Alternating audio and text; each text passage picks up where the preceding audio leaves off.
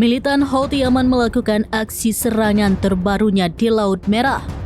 Menurut laporan, sebuah kapal mengalami kerusakan setelah diserang 2 kali oleh rudal Houthi.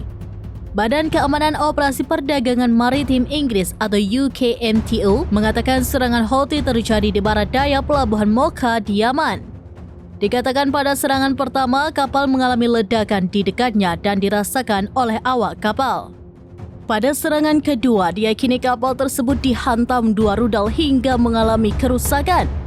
Beberapa jam sebelumnya, perusahaan keamanan maritim Inggris Ambrey melaporkan serangan di pelabuhan Mocha. Juru bicara Houthi Yahya Saree kemudian mengaku bertanggung jawab atas serangan itu di sebuah postingan di X. Komando Pusat Amerika Serikat CENTCOM juga membenarkan adanya serangan terhadap Andromeda Star serta kapal lainnya MV Meisha.